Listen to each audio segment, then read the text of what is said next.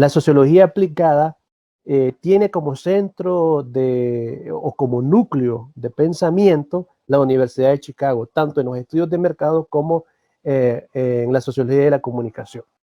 Entonces se habla de sociología de la comunicación en la Universidad de Chicago y en Estados Unidos cuando se produce esta obra de Walter Lippmann en 1922. La obra se llama Opinión Pública. Y también con el otro trabajo de Harold Laswell que se llama Técnicas de Propaganda en la Guerra Mundial, que es elaborada justamente el trabajo hecho por Harold. Entonces, Laswell se conoce bastante por Laswell en 1927. Estos dos trabajos son los pioneros en Estados Unidos de la sociología de la comunicación. Bien, pero en Estados Unidos esta sociología de la comunicación va a recibir otro nombre. Ahora, cuando hablamos de sociología de la comunicación, primero tenemos que hablar de la teoría crítica o sociología del conocimiento. Ya después les voy a decir por qué. En Europa se desarrolla la escuela de Frankfurt, que se llama. Y la escuela de Frankfurt de Adorno y Horkheimer, de estos otros científicos sociales de tendencia marxista, desarrollan lo que es la teoría crítica. Y con la teoría crítica se desarrolla y surge la sociología de la comunicación o sociología del conocimiento también.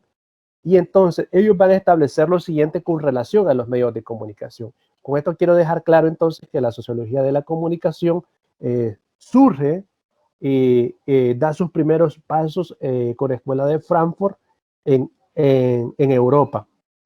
Y la escuela de Frankfurt va a establecer lo siguiente, o la escuela crítica, que también se le llama la teoría crítica. Va a establecer que la comunicación de masas es un fenómeno que emerge en una estructura social de clases de carácter asimétricos. Es decir, hay una disparidad, hay alguien que maneja la comunicación y que tiene el control de ella, y hay otros, un sector desfavorecido, un gran sector desfavorecido que no maneja y no controla esa gran estructura comunicacional y todos esos aparatos de comunicación.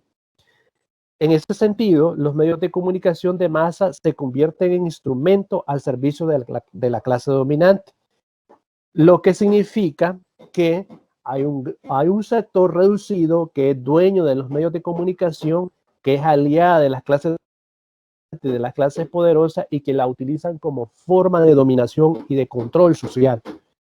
Entonces, los medios de comunicación están contribuyendo a la reproducción de las relaciones de producción de una clase social dominante. En síntesis, los medios de comunicación son los instrumentos que utiliza la clase poderosa y dominante para mantener sometida culturalmente e ideológicamente a la población, a la masa, a la muchedumbre.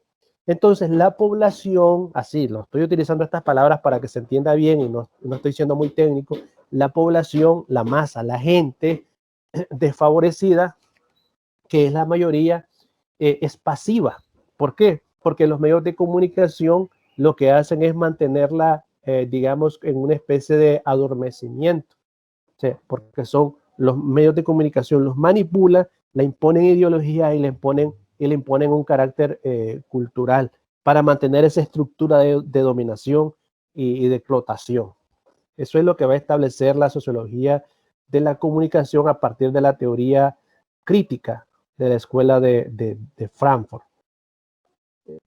Luego, en Estados Unidos va a cambiar el término de sociología de la comunicación y va a pasar a llamarse Mass Communication Research, que es como la comunicación o la investigación de los medios masivos. Yo les expliqué que esto se desarrolló cuando hubo el boom de la prensa, de la radio y de la televisión. Entonces llamó la atención de los científicos sociales para lograr entender esto.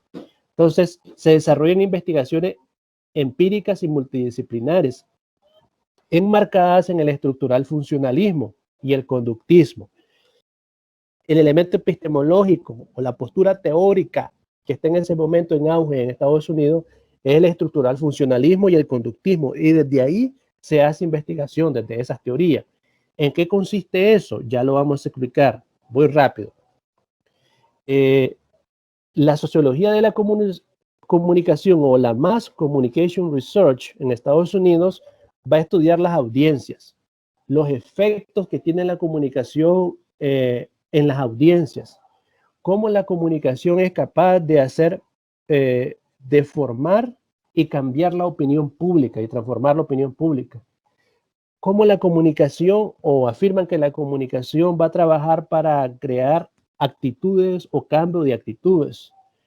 Y nuevamente, desde esta postura de la Mass Communication Research de Estados Unidos, el sujeto es visto como pasivo. Entonces, hay una estructura social de dominación, están los medios, los grandes medios, que lo que hacen es impactar a la gente para cambiar la opinión pública, para cambiar sus actitudes, para modificarla y para modificar sus conductas.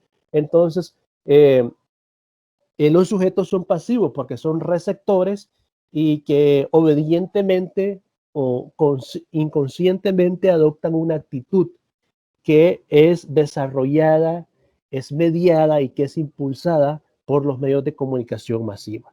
Entonces, tanto la escuela crítica de Frankfurt como la Mass Communication Research de Estados Unidos resaltan al sujeto como un sujeto pasivo. Y esto está muy relacionado en Estados Unidos porque estaba en auge el estructural funcionalismo.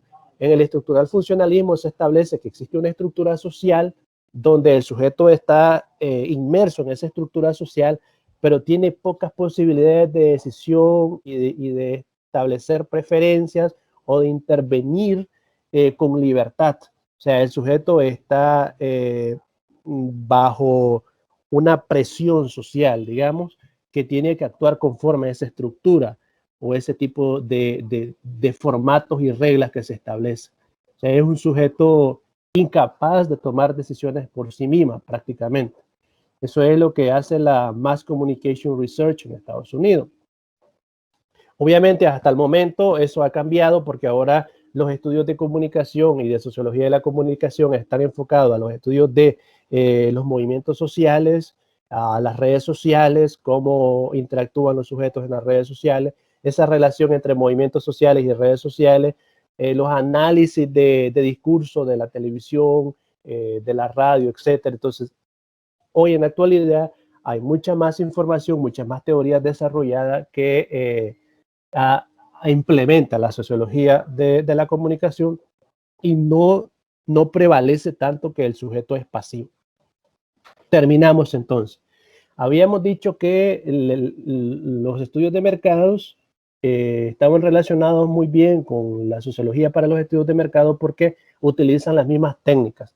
Y justamente en la sociología de la comunicación se utilizan técnicas en métodos.